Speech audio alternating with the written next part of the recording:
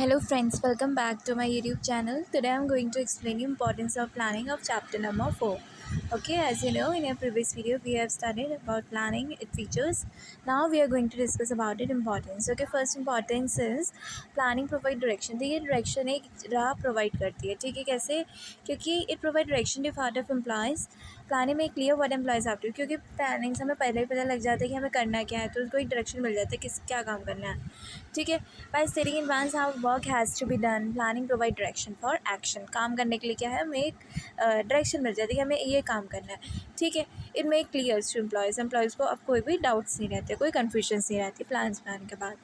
Employees know in advance with direction they have to work, this lead to unity of direction. Employees को पता चल जाता है कि उन्हें क्या काम करना है. सपोज एक ऑर्गेनाइजेशन में उनका टारगेट है कि हमको 100 यूनिट्स ऑफ कार्टून्स प्रोड्यूस करनी है, तो फिर वो क्या करते हैं, उसको प्रोड्यूस करते हैं. उनको डायरेक्शन मिल जाता है कि हमको इतना कार्टून्स प्रोड्यूस करना है, ठीक है?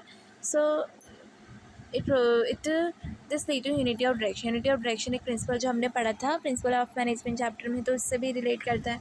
यूनिटी ऑफ डायरेक्शन में क्या होता है कि एम्प्लॉयज़ के लिए डायरेक्शन सेट होना चाहिए ताकि उन्हें काम करने में कोई भी कन्फ्यूजन ना हो, ठीक है? नेक्स्ट क्या है, planning reduces the risk of uncertainties. Uncertainty मतलब कोई भी कुछ गलत ना हो उसका रिस्क भी कम कर देती है. कैसे? क्योंकि organisation have to face many uncertainty in everyday life. रोज़ की लाइफ में कुछ ना कुछ प्रॉब्लम्स आती रहती हैं, तो प्लानिंग जो है वो मैनेजर्स को हेल्प करती है अनसर्टेनिटी फेस करने में. क्योंकि प्लानिंग की वजह से क्या है, वो असम्पशंस बना लेते हैं पास्ट फेसेस में, फ्यूचर के लिए ऐसा होगा वैसा होगा, ऐसे मतलब एक एजम्पशंस बना लेते हैं. तो कीपिंग इन माइंड या पास्ट के बेसिस में पास्ट में ऐसा हुआ था तो फ्यूचर में भी ऐसा हो सकता है शायद, ठीक है? And scanning of business environment, तो उसकी वजह से क्या है कि उन्हें पहले पता लग जाता है कि आगे क्या है, आगे ऐसी डिफ़िकल्टीज आ सकती है, तो वो पहले से अवेयर हो जाते हैं, जिसकी वजह से रिस्क ऑफ अनसर्टेनिटी भी रिड्यूस होता है. मतलब प्रॉब्लम्स रिड्यूस हो जाती हैं आने वाले समय की. फिर क्या है, रिड्यूस वेस्टफुल एक्टिविटीज़. क्या है, अब प्लान है कि इतना प्रोडक्शन होना है तो उतना ही रिसोर्सेज खर्च होगा, तो वेस्ट का होगा, है ना? तो the organisation plans are made keeping in mind the requirements of all departments on, ठीक है? सारे डिपार्टमेंट्स की क्या रिक्वायरमेंट्स है, head sale department, purchase department, किसमें कितने रिसोर्सेज चाहिए, सब पहले से प्लान होता है, तो किसी भी चीज़ की कोई वेस्टेज नहीं होती है. On the other hand the manager non manager all employees are following course of action. और जितने भी मैनेजर्स हैं, नॉन मैनेजर्स हैं, एम्प्लॉयज़ हैं, ठीक है, अगर वो सारे प्लान के हिसाब से चल रहे हैं, प्लान के हिसाब से एक्शन कर रहे हैं, तो उनको क्या है, कोई भी डिफ़िकल्टी होगी ही नहीं, कोई रिसोर्सेज वेस्ट होंगे ही नहीं. नेक्स्ट क्या है, प्लानिंग प्रमोट्स इनोवेटिव आइडियाज़. देखिए मैंने बताया था आपको उसके फीचर्स में कि प्लानिंग में हायर थिंकिंग चाहिए. ऐसे नहीं किसी को भी लाइक कोई भी अनस्किल्ड बंदा किसी को भी प्लानिंग करा दी ऑर्गेनाइजेशन के लिए, नो, कोई भी थोड़ा प्लानिंग कर देगा.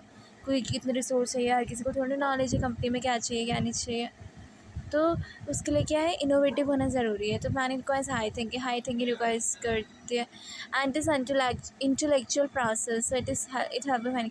तो क्या एक इंटेलेक्चुअल एक मेंटल प्रोसेस है, तो जिससे कि आइडियाज़ और मेथड्स प्रोसीडर्स में भी हेल्प करती है. It facilitate decision making. It facilitates decision making. It has to manager to various decision as in planning goals are set up in advance, ठीक है? डिसीजन मेकिंग में भी हेल्प करती है. गोल्स पहले से सेट कर दिए जाते हैं, फ्यूचर के लिए प्रेडिक्शंस आके जाते हैं कि ऐसा होगा आने वाले फ्यूचर में. तो ये प्रोडक्शंस जो है वो मैनेजर्स को हेल्प करते हैं अपने गोल्स को फास्ट डिसीजन लेने, गोल्स अचीव करने के लिए, ठीक है? Planning establish standard for controlling कैसे एक बेस तैयार करती है कंट्रोलिंग के लिए. क्या कंट्रोलिंग का मतलब होता है कि एक्चुअल परफॉर्मेंस से प्लान परफॉर्मेंस को एक्चुअल परफॉर्मेंस से कंपेयर करना, फिर देखना कि उसमें क्या डिफरेंसेस है, फिर उसके हिसाब से उसमें कुछ मेजर्स लेना, ठीक है? और अगर प्लान्स ही नहीं बनेंगे, क्योंकि एक्चुअल को प्लान से कंपेयर करती है, अगर प्लान्स ही नहीं बनेंगे तो वो कंपेयर किससे करेगी. तो कंट्रोलिंग एक बेस है, प्लानिंग जो है वो बेस है कंट्रोलिंग के लिए.